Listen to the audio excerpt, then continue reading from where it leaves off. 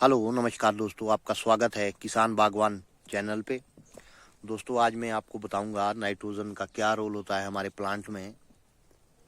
पूरा आज नाइट्रोजन के बारे में ये वीडियो होगा, तो वीडियो में अंत तक बने रहे। वीडियो अगर अच्छा लगता है तो वीडियो को लाइक कर दे, चैनल को सब्सक्राइब कर दे, ताकि जो हमारे आने वाली वीडियो है वो आप लोगों तक पहुंचती रहे। आप हमारे को इंस्टा फेसबुक पे भी फॉलो कर सकते हैं, डिस्क्रिप्शन में मैंने लिंक दिया हुआ होता है, तो आप चाहे तो वहाँ से हमें फॉलो कर सकते हैं और चैनल को सब्सक्राइब कर दे।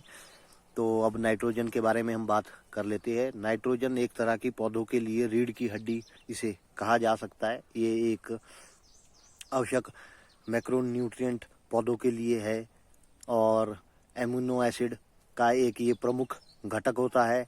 पौधों में प्रोटीन और जो एंजाइम होता है उसके निर्माण के लिए भी नाइट्रोजन का बहुत ही ज़्यादा रोल इसका रहता है उसमें।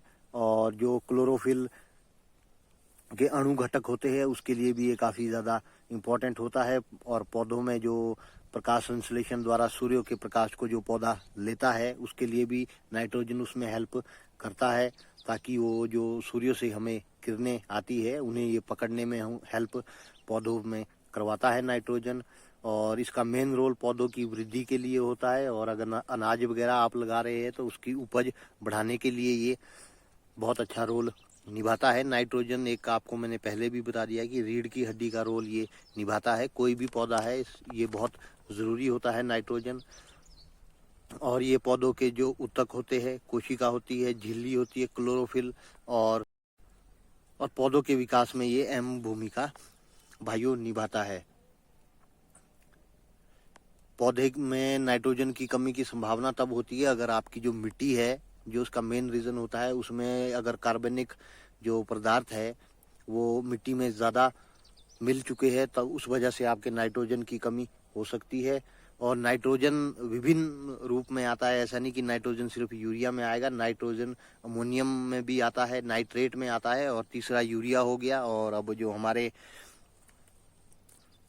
नई पत्ती चली है ऑर्गेनिक पत्ती, उसमें यूरिया से भी नाइट्रोजन की आपूर्ति को पूरा किया जा रहा है। और कुछ इफ्को कंपनी ने कुछ इस तरह के प्रोडक्ट्स भी लॉन्च किए हैं, जिसमें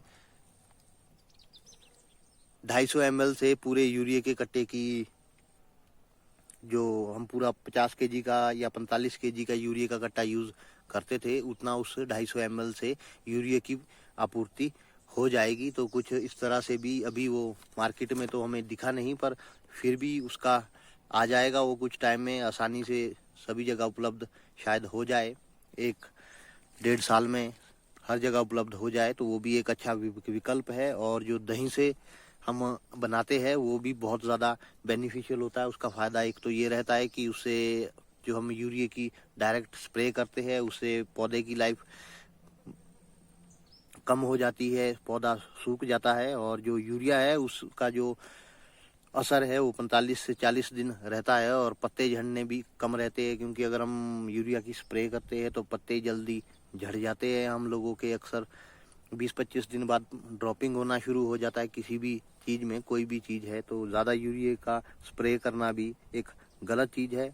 और अगर हम दही से ऑर्गेनिक तरीके से करते हैं तो उसका ना तो ज़्यादा नुकसान होता है, और मिट्टी में हमारे जो खराब हो रही है उससे भी मिट्टी बच जाती है। और जब भी आप कभी, ज़्यादातर तो यूरिया ही इस्तेमाल किया जाता है, तो यूरिया को कभी भी आप, जैसे मान लीजिए कोई फसल लगाते हैं, कोई भी फसल लगा रहे हैं, मक्की लगा रहे हैं, बीन लगा रहे हैं, या कुछ और कोई भी लगा रहे हैं, तो डायरेक्ट उसको धरती में ना डालें। यूरिया का इस्तेमाल आप तभी करें जब आपके पानी, बारिश चली हो या धरती में नमी हो, ताकि वो एकदम से गल जाए। अगर वो गलेगा नहीं तो आपने देखा होगा कि वो पौधे को जला देता है। और अगर हम नालियों में उसे डालेंगे और उसके बाद उसमें बीज डालेंगे, जैसे और खादों को अक्सर डाला जाता है, तो वो बीज को ही जला देता है। तो आप लोग इस तरह की गलती बिल्कुल ना करें। और यूरिया तभी डालें जब बहुत ज़्यादा या तो बारिश आ रही हो या धरती में नमी की मात्रा काफ़ी हो, ताकि वो जैसे ही डाले वैसे ही वो 3-4 घंटे में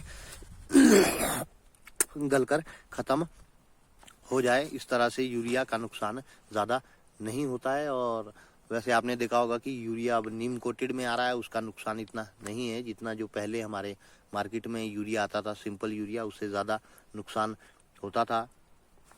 तो मैं फिर से आपको बता दूं, नाइट्रोजन एक तरह से पौधों के लिए रीढ़ की हड्डी होती है और ये एमिनो एसिड का एक प्रमुख घटक होता है और प्रोटीन और जो एंजाइमा होता है उसके निर्माण को भी ये बनाता है और क्लोरोफिल का एक अणु घटक है और साथ ही ये प्रकाश संश्लेषण से जो ऊर्जा पौधों को चाहिए होती है उसको प्राप्त कराने में भी ये हेल्प करता है। और कोशिका हो गई, हमारी झिल्ली हो गया, क्लोरोफिल, इन सभी के विकास के लिए इसकी अहम भूमिका भाइयों रहती है। तो आपसे रिक्वेस्ट भी रहेगी कि आप जो रासायनिक यूरिया वगैरह होता है इनका कम ही इस्तेमाल करें और धरती में डालने से अच्छा है कि आप इसकी स्प्रे करें। मैं डिस्क्रिप्शन में आपको कुछ लिंक भी दे दूंगा, आपने चाहे वो धरती में डालना है या स्प्रे करनी है, डिस्क्रिप्शन में लिंक दे दिए मैं आपको। तो जो आपको सही लगेगा उसे आप बाय कर सकते हैं, चाहे तो बाय करें चाहे तो ना बाय करें, वो आप लोगों पे डिपेंड करता है। मेरा मोटिव है आप लोगों को सही प्रोडक्ट बताना। तो दोस्तों उम्मीद करेंगे आपको हमारा वीडियो अच्छा लगा होगा। वीडियो अगर अच्छा लगता है तो वीडियो को लाइक कर दे, चैनल को सब्सक्राइब कर दे और आप हमारे को इंस्टा फेसबुक पे भी फॉलो कर सकते हैं। मिलते हैं नेक्स्ट वीडियो में नए टॉपिक के साथ, तब तक के लिए धन्यवाद।